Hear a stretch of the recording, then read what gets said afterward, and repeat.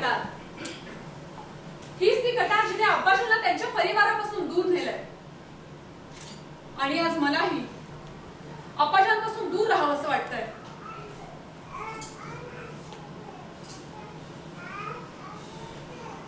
अरे अब्बाजान, आई बैठी ना, बैठी ना. काही हवं होतं का अब्बाजान? बड़ी अच्छी याद दिलाई तुम्हें बेटी. ती शाही कट्यार कुठे आहे?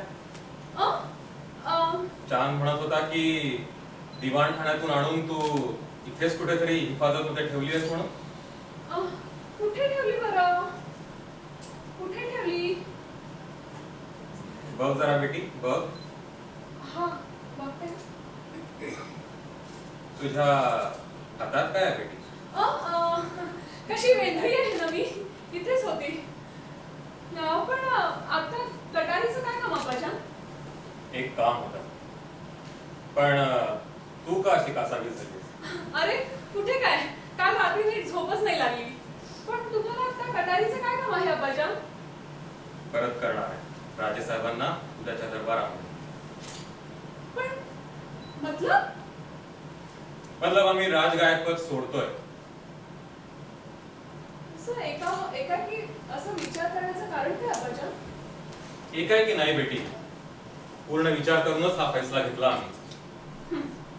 कुणावरचा राखा अब्बाजान? स्वतःवरचा. काय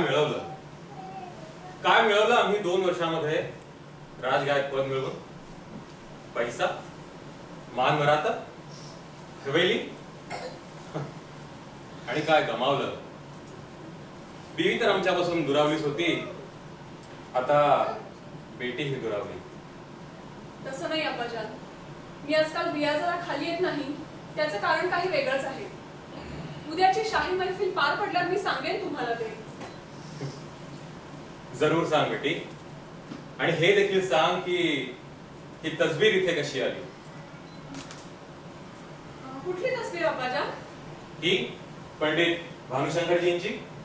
हा अरे ती काल उमा आली होती ना, ती विसरून गेली असेल कदाचित.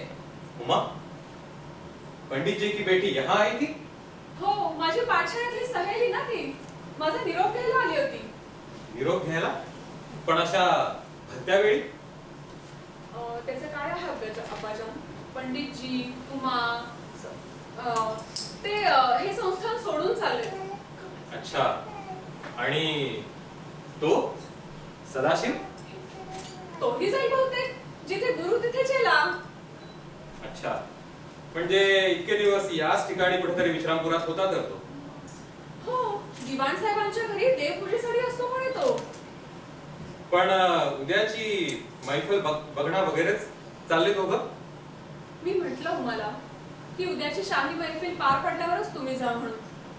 पण ती म्हणाली. आज की नाही बेटी, आम्ही जरा वेगळ्या वाटेला गेलो होतो सकाळी फिरायला, त्या संस्कृत पाठशाळेसमोर. अरे एवढी लहान मुलं हात जोडून सूर्य प्रार्थना करीत होती. साधा सीधा ललत राग, पण अरे त्या पहाटेच्या वातावरणामध्ये कसा अगदी धीर गंभीर वाटत होता. शब्द देखील बडे वजनदार होते. काय बरं बोल होते ते जो निधी लोह गोल भास्कर हे गगनराज.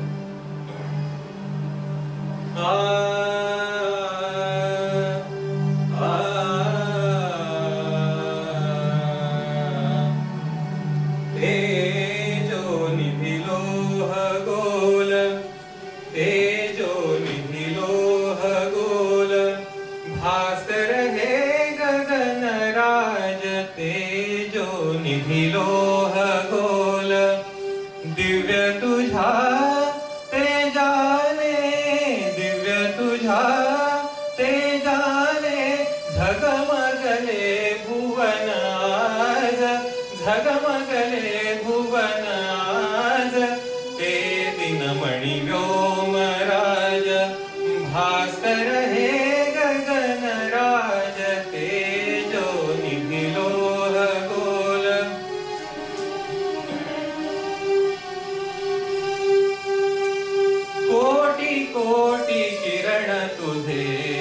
अनलशरा उधळीती कोटी कोटी किरण तुझे अनलशरा उधळीती अमृत कण परी होऊनी अमृत कण परी होऊनी अणुरेणू उजळीती अणुरेणू उजळीती तेजातच जनन मरण तेजातच जनन मरण तेजातच नवीन साज तेजातच नवीन साज ते दिनमणि व्योमराज ते दिनमणि व्योमराज भास्कर हे गगनराज तेजो निधी लोह गोल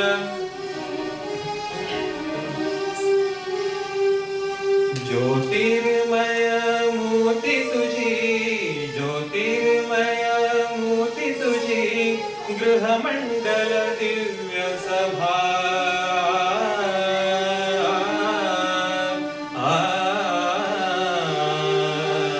ज्योतिर्मय मूर्ती तुझी गृहमंडल दिव्य सभा दाहक परी संजीवक दाहक परी संजीवक करुणारुण किरण प्रभा करुणारुण किरण प्रभा हो जीवन विकास हो जीवन विकास वसुधेची राख लाज वसुधेची राख लाज ते दिनमणि व्योमराज ते दिनमणि व्योमराज भास्कर हे गगनराज तेजो निधी लोह गोल तेजो निधी लोह गोल तेजो निधी तेजो निधी तेजो निधी लोह गोल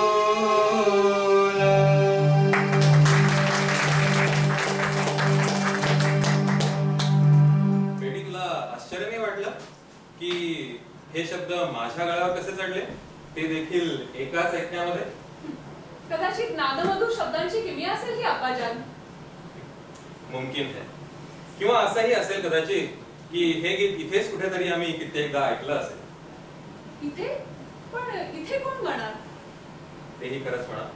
पंडितजीची रचना इथे कोण गाणार? ही पंडितजींची रचना आहे. हो, कारण आजकाल ते संस्कृत पाठशालेमध्येच शिकवत असतात वेळ जाऊन.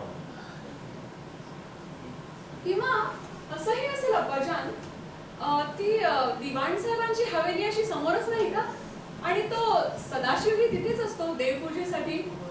आणि मग पहाटेच्या वेळी असे हे एवढे मधुर सूर वाऱ्यावर तरंगत तरंगत. आमची रियाजाची वेळ झाली बेटी, आम्ही निघतो. पण अप्पाजान